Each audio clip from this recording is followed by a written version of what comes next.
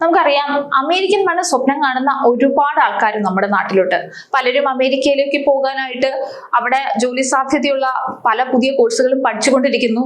ചിലരാണെങ്കിൽ പഠനമെല്ലാം പൂർത്തിയാക്കി അമേരിക്കയിൽ നിന്ന് വിസ വരുന്നതും കാത്തിരിക്കുന്നു. അങ്ങനെയുള്ള ഒരു സമയത്താണ് നമ്മുടെ ട്രംപ് പ്രസിഡന്റ് ആയിട്ട് അധികാരത്തിലെത്തുന്നത്. നമുക്കറിയാം, ഡൊണാൾഡ് ട്രംപ് അമേരിക്കൻ പ്രസിഡന്റായി വന്നതിന് ശേഷം അമേരിക്ക ഫസ്റ്റ് എന്ന നയം എല്ലാ രീതിയിലും നടപ്പാക്കാനാണ് ശ്രമിച്ചുകൊണ്ടിരിക്കുന്നത്. അതിന്റെ ഭാഗമായിട്ട് കർശനമായിട്ടുള്ള കുടിയേറ്റ നിയമങ്ങൾ അമേരിക്കയിൽ ട്രംപ് കൊണ്ടുവന്നിരുന്നു. H-1B വിസയുടെ ഫീസ് $1 ലക്ഷം ഉയർത്തി. H-1B വിസ അനുവദിക്കുന്നതിൽ കുറവ് വരുത്തി. അതിന്റെ അഭിമുഖങ്ങൾ മാസങ്ങളോളം വർഷങ്ങളോളം നീളുന്നു.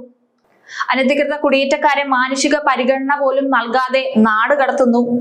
അങ്ങനെ അനധികൃത കുടിയേറ്റക്കാരോട് മനുഷ്യത്വമില്ലാത്ത രീതിയിലുള്ള പല പ്രവർത്തനങ്ങളും ട്രംപ് കാണിച്ചു. എന്തായാലും അമേരിക്കയിൽ നിന്ന് കഴിഞ്ഞ കുറച്ചു കാലമായിട്ട് വരുന്ന വാർത്തകൾ, പ്രത്യേകിച്ച് പ്രവാസികൾക്ക് അത്ര സുഖമുള്ളതല്ല. ഇപ്പൊ ഒരു റിപ്പോർട്ട് പുറത്തു വന്നിരിക്കുകയാണ്. അതായത് അമേരിക്കയിലേക്ക് പോകുന്നവരുടെ എണ്ണത്തിൽ കുറവ് വന്നിരിക്കുന്നു. ഇന്ത്യക്കാരുടെ അമേരിക്കൻ സ്വപ്നം പൊലിഞ്ഞോ എന്നൊരു ചോദ്യം ഉയർന്നു വരികയാണ്.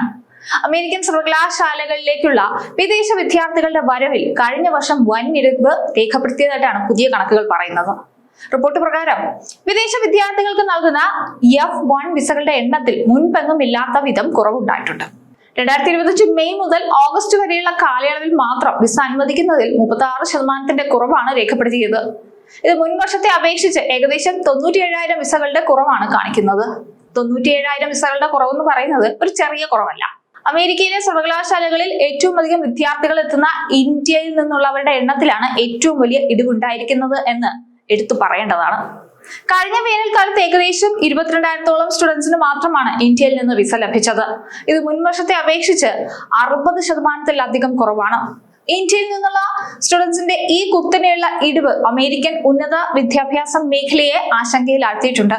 ഈ ഇടിവിന് പിന്നിൽ പല കാരണങ്ങളാണ് ചൂണ്ടിക്കാട്ടപ്പെടുന്നത്. മെയ് മാസത്തിൽ വിസ ഇന്റർവ്യൂകൾക്ക് സ്റ്റേറ്റ് ഡിപ്പാർട്ട്മെന്റ് ഏർപ്പെടുത്തിയ താൽക്കാലിക നിയന്ത്രണങ്ങൾ ഒരു കാരണമായി കരുതപ്പെടുന്നു. ഇതിനു പുറമെ അമേരിക്കയുടെ കുടിയേറ്റ നയങ്ങളിൽ വന്ന മാറ്റങ്ങളും സ്റ്റുഡൻസിന്റെ താല്പര്യം കുറയാൻ കാരണമായിട്ടുണ്ട്.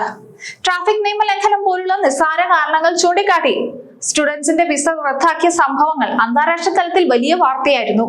പിന്നീട് ഈ നടപടികളിൽ പലതും തിരുത്തിയെങ്കിലും സ്റ്റുഡൻസിന്റെ ഇടയിലുണ്ടായ ഭീതി ഇപ്പോഴും മാറിയിട്ടില്ല.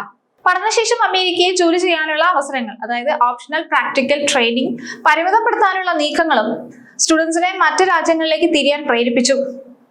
വിദേശ വിദ്യാർത്ഥികളുടെ കുറവ് അമേരിക്കൻ സമ്പദ് വ്യവസ്ഥയും സർവകലാശാലകളെയും പ്രതിസന്ധിയിലാക്കുമെന്നത് ഒരു പ്രധാനപ്പെട്ട വസ്തുതയാണ്. കഴിഞ്ഞ വർഷം വിദേശ വിദ്യാർത്ഥികൾ അമേരിക്കൻ സമ്പദ് വ്യവസ്ഥയിലേക്ക് ഏകദേശം $43 ബില്യൺ സംഭാവന നൽകിയതായിട്ടാണ് കണക്കുകൾ പറയുന്നത്. പല മാസ്റ്റേഴ്സ്, ഡോക്ടറൽ പ്രോഗ്രാമുകൾ പ്രധാനമായും വിദേശ വിദ്യാർത്ഥികളെ ആശ്രയിച്ചാണ് നിലനിൽക്കുന്നത്. വിദ്യാർത്ഥികളുടെ എണ്ണം കുറയുന്നത് തുടർന്നാൽ സർവകലാശാലകൾക്ക് വലിയ സാമ്പത്തിക നഷ്ടം സംഭവിക്കുകയും ഗവേഷണ പ്രവർത്തനങ്ങൾ തടസ്സപ്പെടുകയും ചെയ്യും.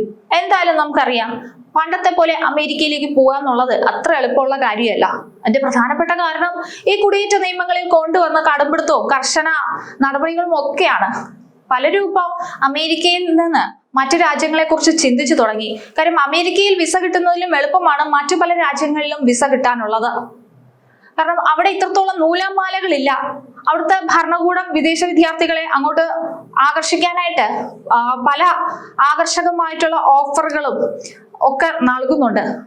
അങ്ങനെയുള്ള അവസരം ഉള്ളപ്പോ ഇത്രയും നൂലാമാലകളും ബുദ്ധിമുട്ടുകളും ഒക്കെ സഹിച്ച് അമേരിക്കയിലേക്ക് പോണോ എന്ന് പലരും ചിന്തിക്കുന്നുണ്ട്.